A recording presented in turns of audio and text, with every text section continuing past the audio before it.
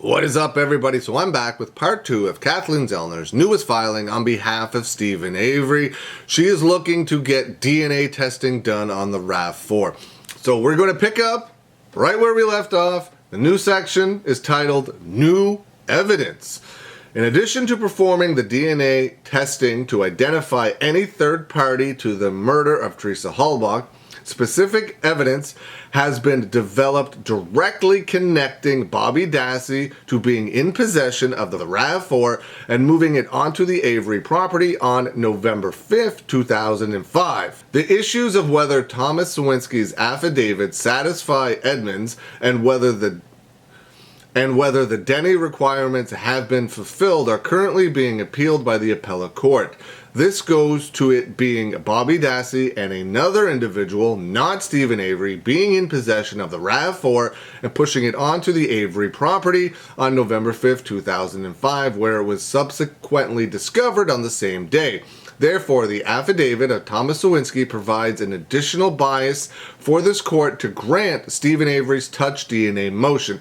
However, this issue should not preclude the testing from the proceeding because touch testing on the RAV4 has the potential to reveal a perpetrator other than Bobby Dassey. Argument: Steven Avery is entitled to mandatory testing of Teresa Halbach's vehicle pursuant to the prior court order entered on April 4th, 2007. On April 4th, 2007, this court entered a broad order which contemplated ongoing DNA testing at the request of Steven Avery's counsel. With the development and refinement of touch DNA technology, it is now possible to test many areas of the RAV4 for touch DNA that were not previously tested. Steven Avery believes his request for new DNA swabbing for touch DNA testing falls within the spirit of the judge's order in 2007. Certain relevant evidence collected in this case were never subjected to prior touch DNA testing. If these items are tested, they could conclusively demonstrate Steven Avery's innocence, or on the flip side, it could conclusively show his guilt. If these items are tested, they could conclusively demonstrate Steven Avery's innocence.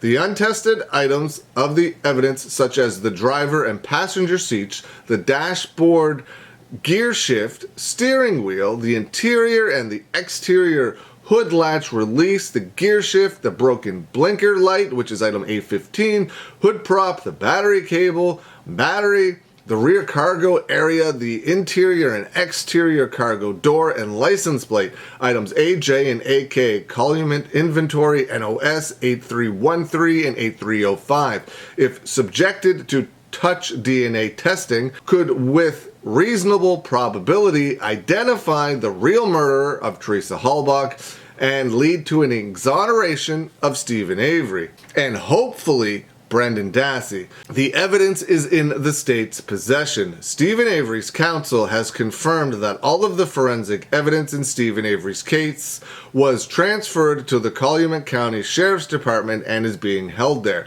Specifically, on February 28, 2024, Steven Avery's investigator confirmed with Brenda Gouling, the administrative specialist with the Calumet County Sheriff's Department, that the RAV4 is still in the possession of the Calumet County Sheriff's Department, 206 Court Street in Chilton, Wisconsin, 53014, under the inventory number property tag 8027. The evidence has not been tampered with or altered in any material respect. There is no indication that the RAV4 has been altered, tampered with, or otherwise mishandled in any way. It has been kept in storage by the Calumet Sheriff's Department since 2005. New testing could conclusively prove Steven Avery's innocence or guilt, and thus he is entitled to it under State versus O'Brien. Procedure for DNA testing. Steven Avery is requesting that a qualified representative from the Laboratory of Independent Forensics of Illinois is granted access to the RAV4 located at 206 Court Street in Wisconsin, and that the state be allowed to have representatives present on a mutually agreed upon date. The independent forensic representative shall have all the above described items and will be responsible for maintaining the chain of custody of the swabs. Independent Forensic of Illinois will ship the swabs to Bode Technology Group for DNA testing.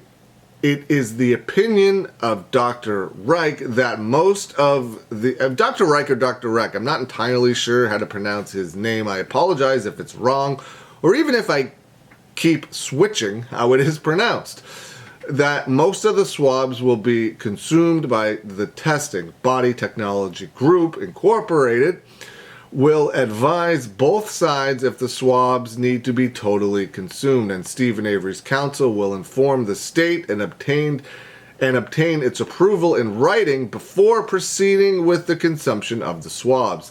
Lastly, there will be simultaneously disclosure in writing to Steven Avery and the state of the testing results and procedures employed and or protocols used by Bode Technology Group. Steven Avery will bear the cost of the testing. So if the state comes back and was like, we don't have the money to do the testing, doesn't matter. Steven Avery will bear the cost of the testing. Conclusion: Steven Avery request satisfies all of the elements of 974.07 because Steven Avery has met all of the requirements of that number, and the court should order all of the above testing, all of the above described testing. Wherefore, Steven Avery respectfully requests that this court issue an order directing the following: the swabbing of the RAV4 for touch DNA that will occur at a mutually convenient time for both parties to have representatives present. The swabbing of the RAV4 will be conducted by a representative from the independent forensics. The laboratory Bode Technology Group shall conduct testing of the RAV4 swabs, and Steven Avery will bear the cost of all the testing, and it is signed by Kathleen Zellner. So that is Kathleen Zellner's newest filing in order to get DNA testing done on the RAV4. It's extremely interesting that it will be extremely interesting if the state denies this testing. If Steven Avery's DNA, his everything, is all over this RAV4 and there's nobody else's DNA, there could be nobody else's DNA anywhere because, of course, they fully believe Steven Avery, or at least they put out, they fully believe that Steven Avery is guilty of this crime. There's no reason for them not to release the RAV4 for testing to Kathleen Zellner. Steven Avery's blood is in it, so his DNA has to be everywhere, and there can't be anybody's and there can't be anybody else's that would link them to the murder of Teresa Halbach. It would be impossible for Bobby Dassey's DNA and the other person's DNA and or fingerprints to be all over this RAV4 because, according to the state, they had nothing to do with it. It was all Steven Avery at this point.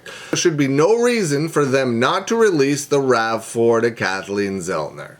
It's just going to prove their theory, right? It's just going to prove that what they said all along is correct, that Steven Avery is the only guilty person in this crime that had access to the RAV4. Brendan Dassey was convicted on a statement he gave. There has never been anything that said his fingerprints or his DNA would be on the RAV4.